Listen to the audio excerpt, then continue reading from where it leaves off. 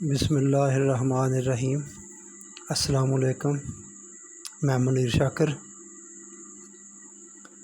اس قسم کے واقعات آپ کے سامنے آئے دن آتے رہتے ہیں۔ مثلا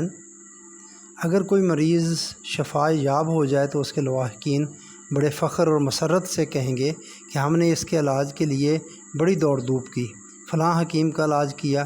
فلاں ڈاکٹر سے مشورہ لیا، آخر الامر اسے فلاں دوائی سے آرام آیا۔ لیکن اگر وہ مریض مر جائے تو کہا جائے گا کہ ہم نے اپنی طرف سے تو بہت کوشش کی، اس کے علاج میں کوئی کسر نہ ٹھار رکھی، لیکن اللہ کا منظور ہی ایسا تھا، کیا کیا جائے، وہاں دم مارنے کی جا نہیں۔ اگر لڑکا امتحان میں کامیاب ہو جائے تو یہ اس کی محنت کا ثمر ہوگا، لیکن اگر وہ فیل ہو جائے تو کہا جائے گا کہ اس نے اپنی طرف سے بڑی محنت کی تھی، لیکن اللہ کی مرضی ہی ایسی تھی۔ اگر مقدمہ میں کامیابی ہو جائے تو اسے اپنے حسن تدبر اور وکیل کی محنت و مہارت کا تصدق ٹھہرایا جائے گا، لیکن اگر اس میں ناکامی ہو جائے تو ایک ٹھنڈی سانس بھر کر کہہ دیا جائے گا اللہ کو منظور ہی ایسا تھا۔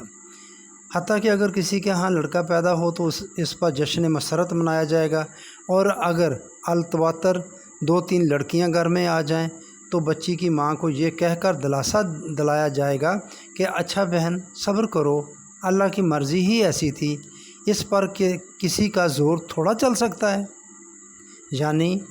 انسان اپنے آپ کو شکست اور ناکامی کی صورت میں مجبور تصور کرتا اور ایسے واقعات کو اللہ کی مرضی پر محمول کرتا ہے، لیکن کامیابیوں اور کامرانیوں میں وہ اپنے آپ کو مجبور نہیں محسوس کرتا، انہیں اپنی ہنرمندی اور کاریگری کا نتیجہ قرار دیتا ہے۔ ہم شروع میں دیکھ چکے ہیں کہ جب انسان نے اپنے عہد طفولیت میں اپنے آپ کو اپنے نامساعد ماحول کے مقابلے میں بے بس پایا تھا تو اسے کسی فوق الفطرت قوت کا خیال آیا تھا، لہٰذا شکست اور ناکامی میں اپنے آپ کو مجبور تصور کرنا اور مصائب و آلام کو اللہ کی طرف منسوب کرنا ذہن انسانی کی انہی ابتدائی نقوش کے اثرات ہیں جنہیں مذہب نے زندہ رکھ چھوڑا ہے۔